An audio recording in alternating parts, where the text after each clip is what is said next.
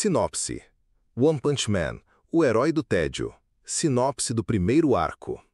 Prepare-se para conhecer o herói mais singular de todos os tempos, Saitama.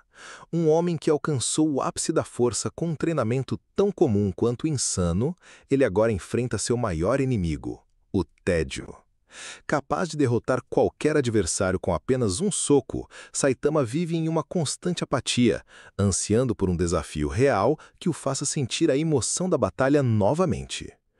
Neste arco inicial, acompanhe Saitama em seus encontros com criaturas bizarras e ameaças colossais que parecem não ser páreo para sua invencibilidade.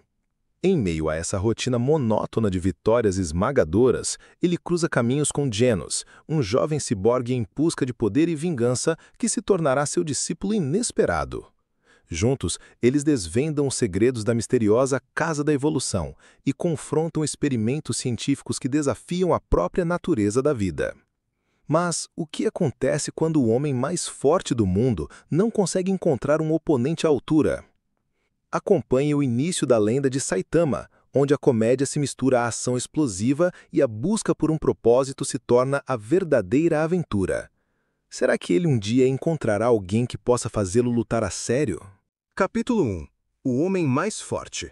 Parte 1. A cidade era um vasto tabuleiro de concreto e vidro, estendendo-se sobre um céu azul sem nuvens, banhada pelo sol morno da tarde. Arranha-céus vertiginosos perfuravam as nuvens, suas fachadas espelhadas refletindo o esplendor do dia, enquanto a vida, em sua rotina barulhenta e previsível, fluía pelas artérias asfaltadas.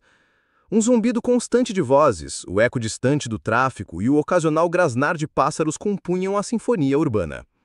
Era uma metrópole comum, com seus pequenos dramas e grandes expectativas, um bastião de normalidade, até que a anormalidade, em sua forma mais grotesca, decidiu romper a ordem. Um tremor profundo sacudiu o solo, e um rugido gutural, denso e estrondoso rasgou o ar, abafando instantaneamente os sons habituais da cidade.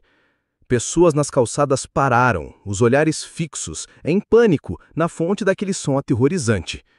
Do horizonte, avançando com uma marcha pesada e descompassada, surgiu uma aberração que parecia ter emergido de um pesadelo oceânico.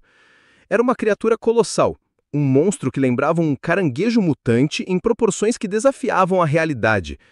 Seu corpo era coberto por uma carapaça marrom avermelhada, áspera e nodosa, pontilhada por saliências pontiagudas que se assemelhavam a minúsculas garras por todo o dorso. Duas garras gigantescas, cada uma do tamanho de um carro compacto, balançavam ameaçadoramente em suas laterais, com a promessa tácita de esmagar o concreto e o metal com facilidade. Seus olhos esbugalhados de um amarelo doentio cintilavam com uma malícia faminta e inegável. A criatura, conhecida entre os apavorados habitantes como o Homem Caranguejo, avançava pela principal avenida, indiferente aos automóveis que eram amassados sob seus passos esmagadores e aos edifícios que se desintegravam numa nuvem de poeira e detritos. O pânico explodiu como uma bomba. Gritos agudos de terror se espalharam, cortando o ar como navalhas. Famílias inteiras se dispersavam em direções opostas. Pessoas tropeçavam umas nas outras em sua fuga desesperada. O caos era absoluto, e a destruição seguia o Homem Caranguejo como uma sombra implacável. Ninguém parecia capaz de detê-lo. A esperança diminuía a cada pilar que cedia, a cada grito que se calava. Mas então, em meio à histeria coletiva e à fumaça que subia dos escombros ainda quentes, uma figura singular se fez notar. Ele não corria, não posava dramaticamente e nem sequer parecia perturbado. Era apenas um homem, de estatura mediana, sem a aura de um herói estereotipado.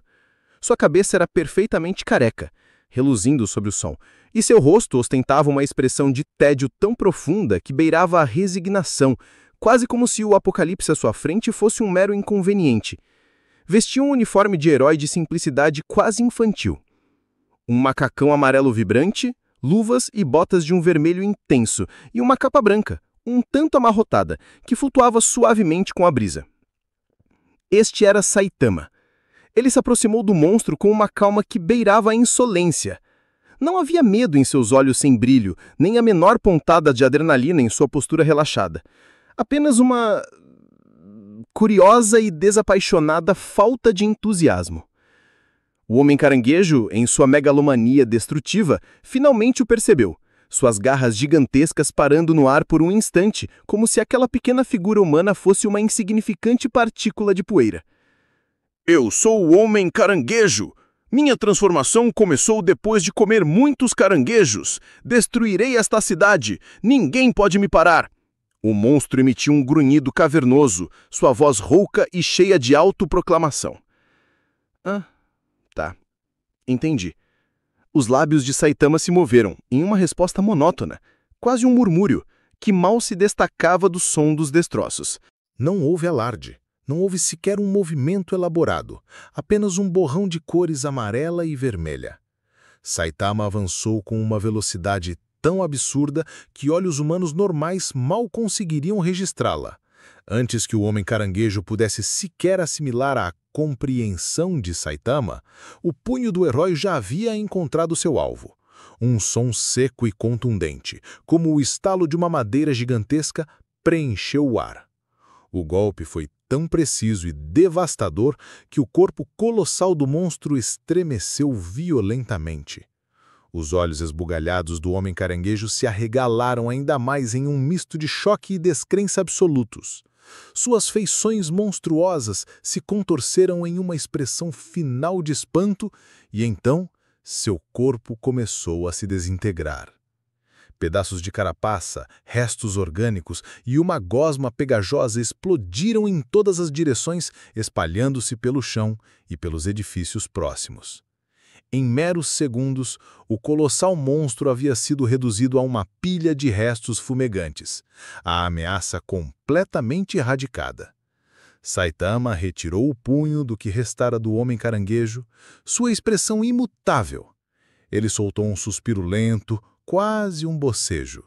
A vitória, para ele, não trouxe nem euforia, nem alívio, nem a menor pontada de satisfação. Apenas a mesma, opressora e familiar sensação de tédio. Em sua mente um pensamento persistia, uma verdade vazia que o assombrava. Derrotar qualquer inimigo com apenas um soco é um poder avassalador, mas é tão chato. A cena então se dissolveu para uma lembrança, transportando o observador para um passado distante, 3 anos antes. O Saitama que se vislumbrava agora era drasticamente diferente. Ostentava uma farta cabeleira preta, embora desgrenhada, e seus olhos, apesar de ainda parecerem um pouco cansados, carregavam uma centelha de vida, de angústia.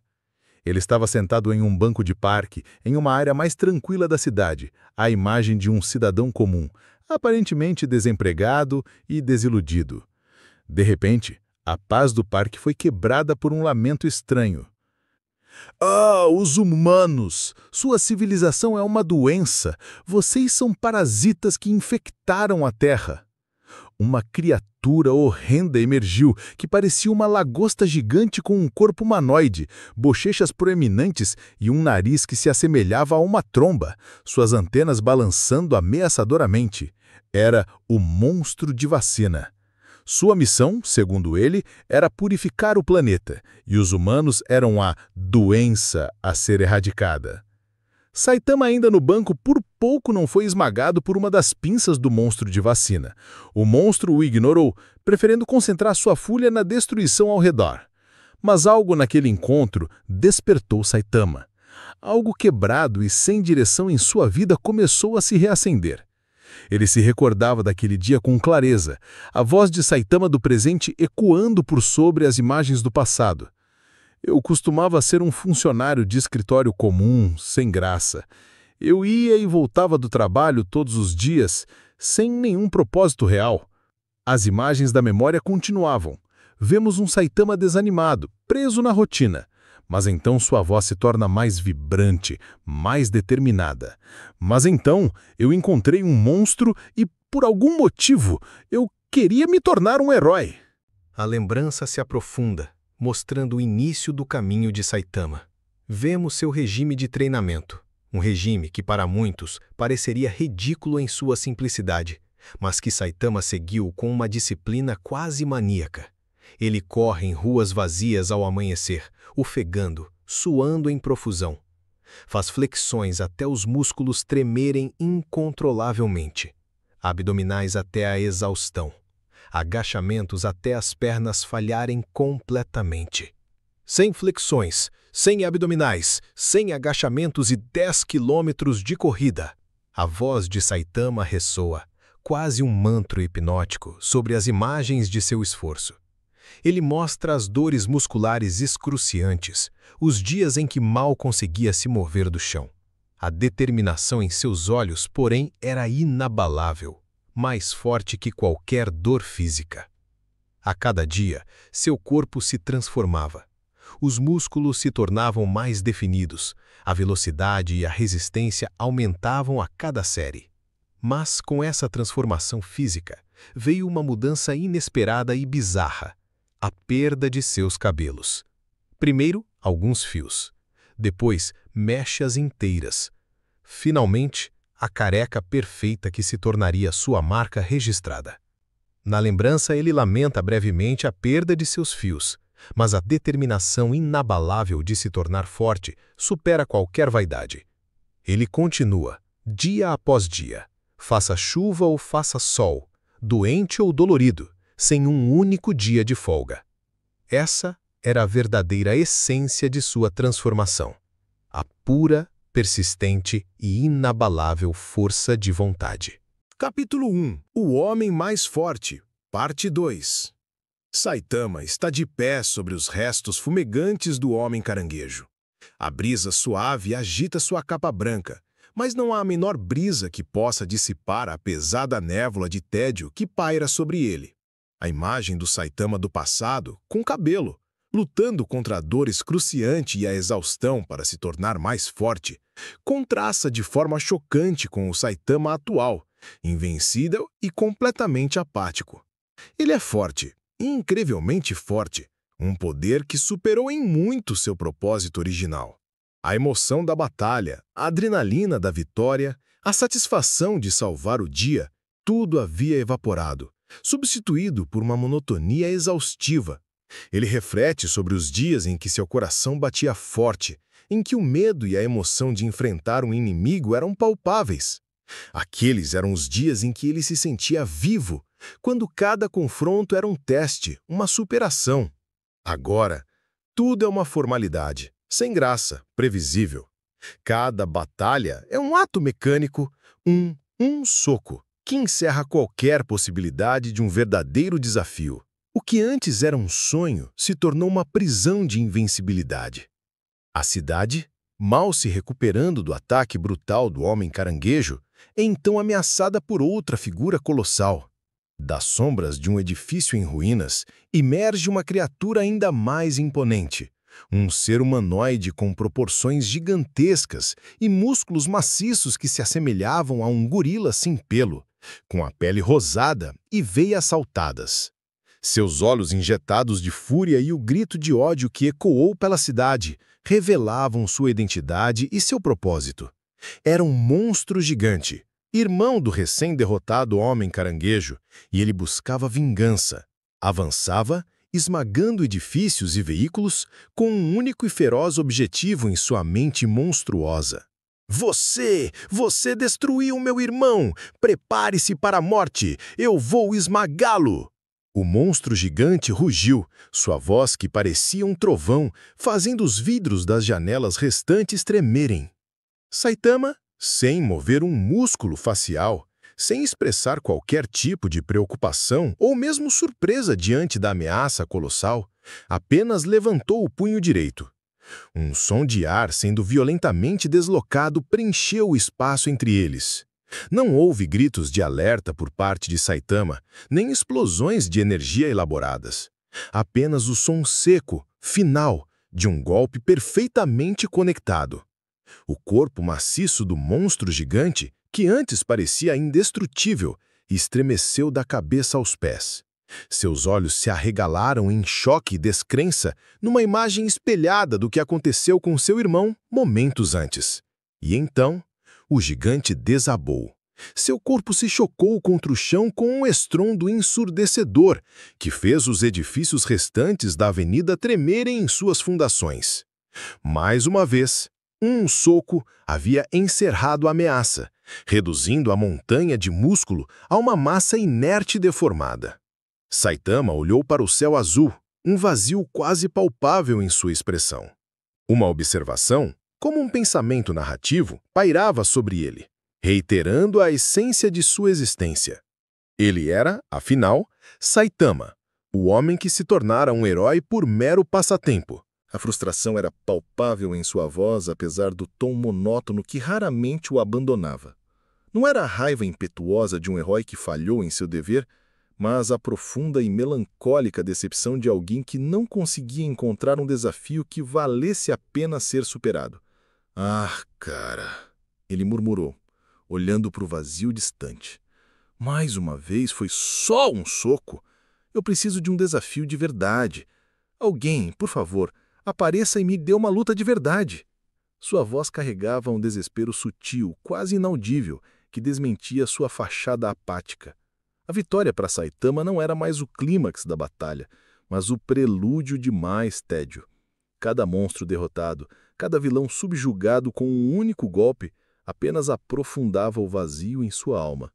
Ele se via preso em um ciclo interminável de vitórias sem emoção. A cada dia, ele esperava por algo, qualquer coisa que pudesse fazê-lo sentir o calor da batalha, o frio do perigo, a euforia da superação que ele havia experimentado em seus primeiros dias de treinamento. Mas nada vinha. A cidade era constantemente atacada, sim, mas os inimigos, por mais ameaçadores que parecessem para o público em geral, eram meras formalidades para ele. Esmagá-los era como esmagar uma mosca, rápido, eficiente, mas completamente insatisfatório. A ironia de sua situação o roía por dentro.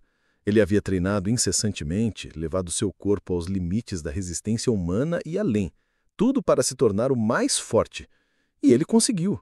Ele era, sem sombra de dúvidas, o homem mais forte do mundo. Mas essa força esmagadora o roubou de tudo o que tornava a vida interessante. Não havia mais suspense, não havia mais a necessidade de estratégia. Não havia mais o desafio de ultrapassar seus próprios limites. Ele era o vencedor antes mesmo da luta começar. O sol começou a se inclinar no horizonte, pintando o céu com tons de laranja e roxo, enquanto a fumaça dos edifícios destruídos se misturava à luz dourada, criando uma paisagem de beleza trágica. Saitama permaneceu ali, uma figura solitária em meio aos descombros da cidade que acabara de salvar. Sua silhueta careca e apática contrastava de forma gritante com a destruição ao redor, uma representação viva de sua própria condição. A ironia de sua força esmagadora, que o privava da emoção de ser um herói, era a verdadeira tragédia em sua vida. Ele era o mais forte, mas também o mais entediado. A sua busca por um oponente digno parecia uma quimera, um sonho inalcançável em um mundo que ele podia derrotar com um simples punho. A cada brisa que passava, a capa branca esvoaçava, lembrando-o de seu manto de herói, um símbolo que agora parecia um fardo. Ele imaginava, por um breve momento, como seria encontrar alguém que pudesse resistir a um soco. Alguém que o fizesse suar, que o forçasse a pensar, a usar mais do que sua mera força bruta. Alguém que o fizesse sentir aquele tremor de excitação que ele tanto ansiava. Seria um vilão? Um outro herói? Ele não sabia. Apenas sabia que a espera era excruciante. As pessoas começavam a emergir lentamente de seus esconderijos, cautelosamente observando a destruição e a figura solitária de Saitama. Alguns, talvez, confusos, outros aliviados, mas a maioria ainda em choque pelo que havia acontecido. Eles não sabiam quem ele era, nem o que ele havia feito, mas o perigo havia passado. Saitama, no entanto, não os notava. Sua mente estava longe, presa em sua própria prisão de poder. Ele era o salvador, o herói, mas ninguém compreendia o vazio que o acompanhava. A invencibilidade era uma maldição disfarçada de bênção, e ele, o homem mais forte, era a sua vítima mais solitária. A cada passo que dava, afastando-se dos escombros, a sensação de que algo fundamental estava faltando em sua vida apenas se intensificava. Ele não queria apenas salvar o dia. Ele queria sentir a emoção de lutar por ele. O horizonte engolia o sol, mergulhando a cidade em tons de azul profundo. Saitama, o herói por hobby, caminhava para casa, sua figura se dissolvendo na penumbra, deixando para trás apenas a memória de um poder incompreensível e a promessa silenciosa de mais vitórias fáceis no futuro.